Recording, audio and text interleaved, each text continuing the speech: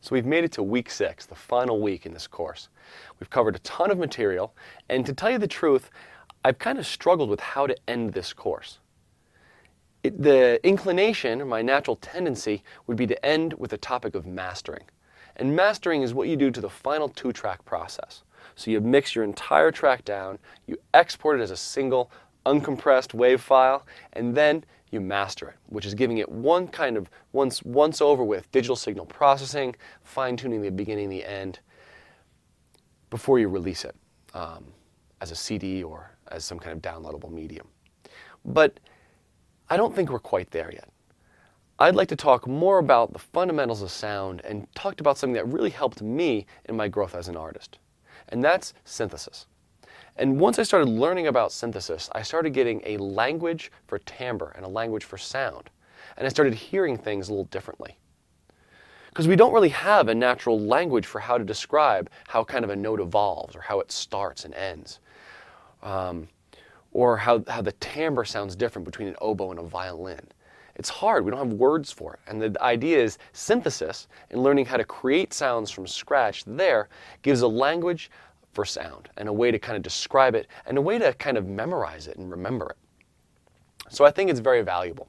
And besides that, a synthesizer is a hugely important tool in the contemporary productions. I mean, we hear synthesizer sounds on everything. And even when you're hearing real instruments, very often it's a sampled instrument. You hear a violin, very often that's a sampled violin. And when you're working with a sampler, you're using the same modules, the same components that you learned when working with a synthesizer. When you're dealing with MIDI data, very often you want to manipulate that sound.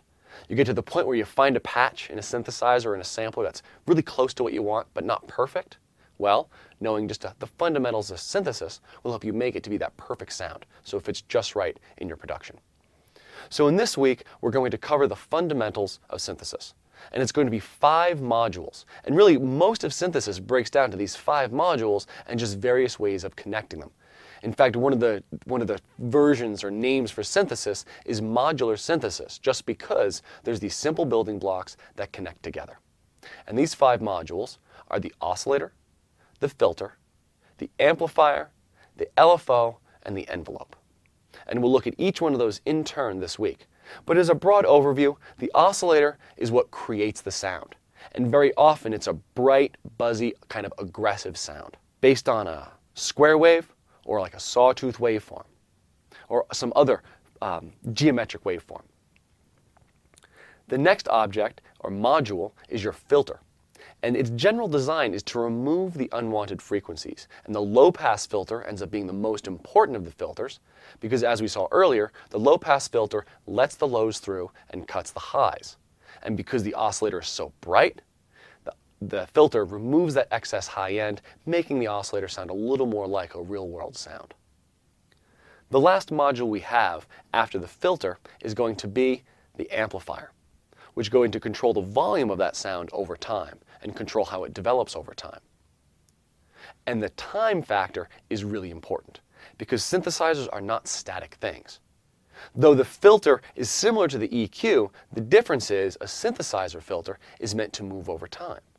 Though the amplifier is similar to a gain knob or a volume fader, the synthesizer amplifier is designed to move very quickly over time.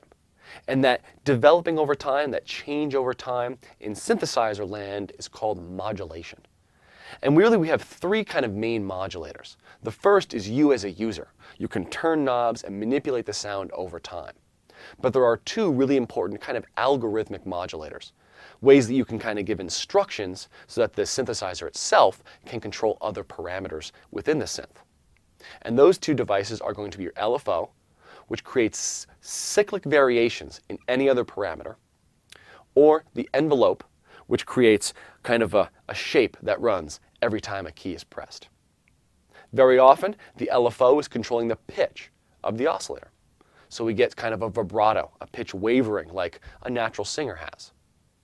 And the envelope is almost always controlling the main amplifier, which is how we can make the amplitude change over time, to give it a percussive shape or a sustaining shape. Now, though I've talked about an LFO controlling pitch, we can have an LFO controlling many things. I can have an LFO controlling the filter, or one controlling the amplifier, or a variety of other parameters. The envelope too. I can have an envelope controlling pitch, or an envelope controlling the filter. In fact, I can have more and more envelopes and more LFOs. LFOs controlling LFOs. It kind of builds up. It's kind of a big formula as you start connecting these modules in various ways. We're going to focus on the fundamentals though, and we'll look at those 5 objects and a really basic way they can be connected. And I think you'll find once you understand that, synthesizers and samplers in general will make much more sense.